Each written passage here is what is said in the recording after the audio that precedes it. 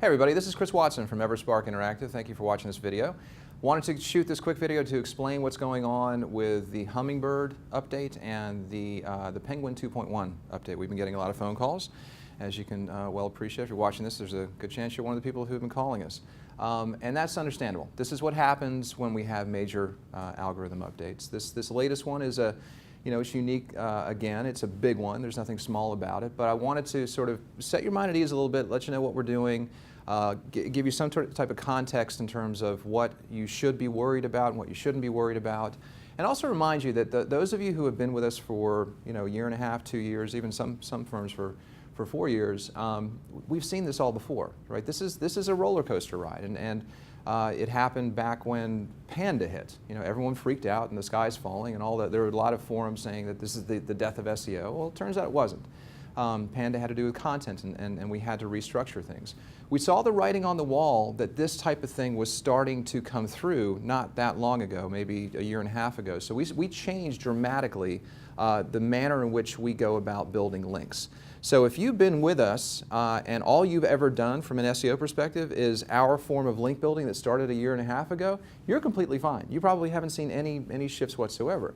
The ones that we're concerned about, and that's really what this update's about, what 2.1 is about.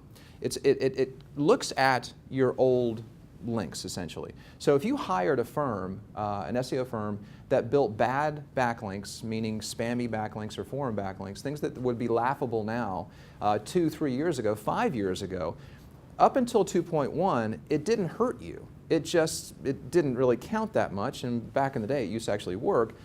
Now they're going back and saying, you know what, we're going to look at the totality of everything that's on your site. So it's sort of the sins of the past that are coming back and catching up with your site now.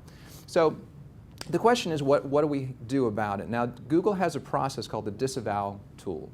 But we have to be very careful about how we use the disavow tool. You can't just, a lot of people are asking us, well, just go ahead and grab all those links and tell them, use the disavow tool.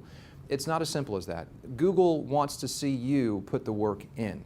This whole process is about them trying to make a better experience, a better internet. Now, if all it takes is for you to have a big bunch of bad links and for us to go, hey, don't use those anymore, what it opens potentially Google up to is a bad experience, because what's to stop a bunch of spammers continuing to do things to see what works and what doesn't work, and if all it takes is to block those, then we can keep on going down that path, and that really frustrates Google. So what they're expecting from us as your agency, and you as a site owner, is for us to put some work in, right? So anybody who's been affected, your account manager is letting you know, and you should have been speaking to them about all this, right? In the last couple of days or weeks.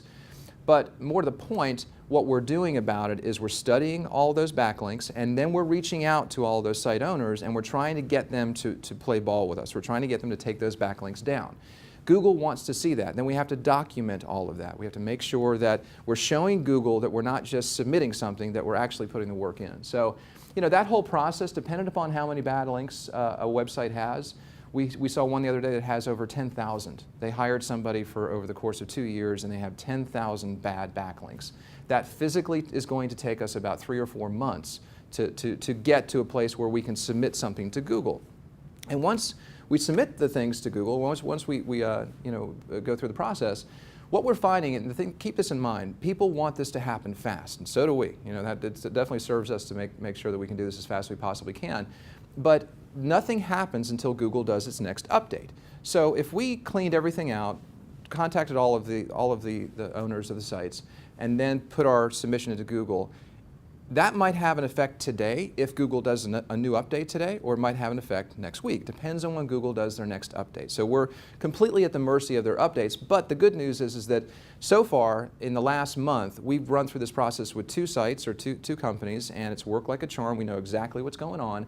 And they then did a new update. They did a server refresh, or engine refresh, I should say, and that update made everything work, made everything pop back up. So, this is just a period in time where it's a little bit of a crazy roller coaster ride. All we're asking is that we trust us when we say we know what we're doing. We really, really do, and we're working through it as fast as we possibly can. You got the right team on it, and we thank you for your patience. If you have any questions, of course, ask your account manager, or you can always contact myself or Jason.